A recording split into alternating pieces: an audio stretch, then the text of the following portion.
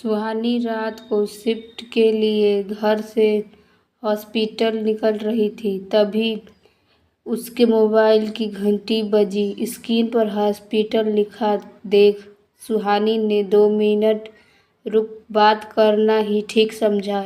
Hello बोलते उसकी junior doctor शांति ने बोला, मैम एक इमरजेंसी है। शांति बता रही थी 65 साल के एक बुजुर्ग को हृदयघात हुआ है। सुहानी ने शांति को सारी ज़रूरत टेस्ट के बारे में समझा। बस आ रही हूँ बोल फ़ोन रख दिया। सुहानी हॉस्पिटल के पास में ही रहती थी। मुश्किल से 15 मिनट की दूरी थी उसके घर और हॉस्पिटल के बीच।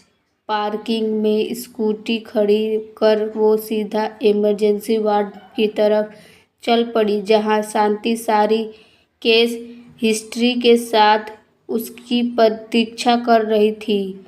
मरीज की उम्र ज़्यादा थी, पर सुहानी की सूझबूझ और हृदयघात का पहला घात होने की वजह से मरीज अब खतरे से बाहर था। बाकी की दवाइयों के बारे में नेट पैड पर लिख सुहानी ने शांति को ज़रूरी दिशा निर्देश दे दिए। इमरजेंसी की भागम भाग में रात के 3 बज चुके थे। शांति और बाकी स्टाफ को भी थोड़ा आराम करने के लिए बोल सुहानी अपने केबिन की तरफ जा रही थी, तभी उसे किसी के पुकारने की आवाज़ सुनाई दी। सुहानी बेटा। जानी पहचानी आवाज़ सुन सुहानी के पैर वहीं ठिठक गए। उसने पलटकर देखा तो सफ़ेद बाल चेहरे पर उभर आई उम्र की लकीरों के बीच भी ताई जी का चेहरा तुरंत से पहचान लिया उसने। सुहानी बूत बनी वही खड़ी थी, तभी ताई जी ने आगे बढ़कर उसे गले से लगा लिया। सुहानी बेटा, तू नहीं होती तो तेरे ताया जी का क्या होता। ताया जी? सुहानी तो उनको पहचान भी नहीं पाई थी। वो इस हाल में कैसे? कितने सारे सवाल सुहानी के मन में उमड़ रहे थे। अपने मन को संयत कर सुहानी ताई जी को बिठा तसल्ली देने लगी। आप चिंता मत कीजिए ताया जी बिल्कुल स्वस्थ हो जाएंगे। सुहानी ने कैंटीन स्टाफ को बुला ताई जी के खाने पीने की व्यवस्था की। फिर थोड़ी देर में मिलती हूँ बोल खुद अपने केबिन की तरफ चल पड़ी। न जाने कितनी भूली बिसरी यादें अतीत की गलियों से निकल सुहानी की आंखों के सामने आ खड़ी हुई थी। यादों में भटकती सुहानी अपने केबिन में कुर्सी पर बैठ गई।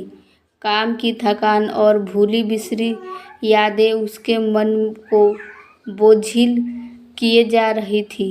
आज भी उसे वो दिन अच्छी तरह से याद है। 10वीं के परीक्षा का परिणाम आ चुका था। 98% नंबर आए थे। उसके पूरे घर को उसने अपने सर पर उठा रखा था। उस वक्त उसे सिर्फ इतना ही पता था, अपने डॉक्टर बनने के सपने को पूरा करने के लिए उसे परीक्षा में अच्छे नंबर लाने होंगे। खुशी खुशी जब वो ताया जी के पास आशीर्वाद लेने गई तो ताया जी ने उसके सर पर हाथ फेरते हुए कहा, अब हम अपने लाडो के लिए एक अच्छा सा लड़का देख इसके हाथ पीले कर देंगे। बहुत हो गई पढ़ाई लिखाई। उसके पैरों तले से जमीन तो खिसक ही गई थी। आंखों में आंसू भर मिठाई का डब्बा लिए बुत बन गई थी। वो पिताजी को उसकी मनोस्थिति समझते देर नहीं लगी थी। उससे पहले कि वो ताया जी के सामने अपने आगे पढ़ने और डॉक्टर बनने के सपने के बारे में कुछ बोलती पिताजी उसे कमरे से बाहर ले आए थे। आंसू भरी आंखों से जब उसने पिताजी को देखा तो उन्होंने उसे चुप रहने का इशारा कर दिया था। सुहानी को अपने सपने शीशे की तरह बिखरते दिख रहे थे। वो तो भूल ही गई थी उसके घर में लड़कियों के पढ़ने की परंपरा नहीं है। ताया जी ने तो 8वीं के बाद ही उसकी पढ़ाई छुड़वाना चाहते थे। वो तो पिताजी ने कैसे भी उन्हें मना कर वे उसे 10वीं तक पढ़ने की इजाज़त दिलवाई थी।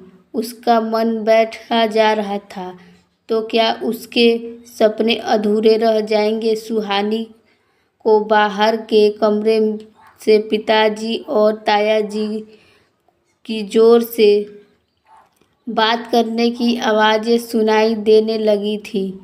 ताया जी गुस्से में पिताजी का नाम लेकर चिल्ला रहे थे। देख रघु, एक तो तूने बेटी को जन्म दिया, फिर मेरे लाख मना करने पर भी उसे पढ़ाया। अब मेरी बात मान और कोई ऊंच नीच होने से पहले उसका ब्याह करवा दे। उसे अपने घर से विदा कर दे। सुहानी की आंखों से झरझर आंसू बहने लगे थे। थोड़ी देर में उसे अपने पिताजी का शांत स्वर सुनाई दिया था। भैया आप बड़े हैं, मेरे लिए हमेशा आदरणीय हैं, लेकिन आज मैं आपकी बात नहीं मान सकता। सुहानी को आगे की पढ़ाई करने का उतना ही हक है जितना उसके भाइयों का। मेरे लिए मेरे दोनों बच्चे बराबर हैं। बेटा और बेटी का भेदभाव नहीं करता हूँ मैं। बस ताया जी ने पिताजी को परिवार समेत घर छोड़कर चले जाने का फरमान सुना दिया था। बहुत मुश्किलों भरा सफ़र था, पर उसके पिता ने ना खुद हिम्मत हारी, उसे कभी हारना सिखाया। सुहानी ने भी जी जान लगाया पढ़ाई की और आज वो हार्ट स्पेशलिस्ट है।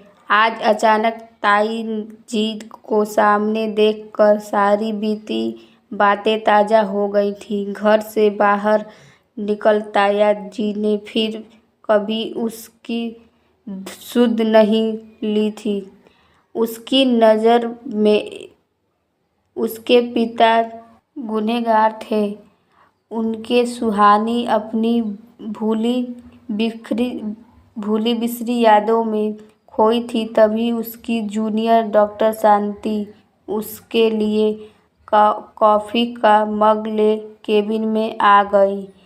कॉफ़ी पीते पीते सुहानी ने ताया जी के बारे में पूछा तो उसने बताया वो होश में आ चुके हैं और उससे मिलना चाहते हैं। कॉफ़ी ख़त्म कर वो आईसीयू की तरफ चल पड़ी।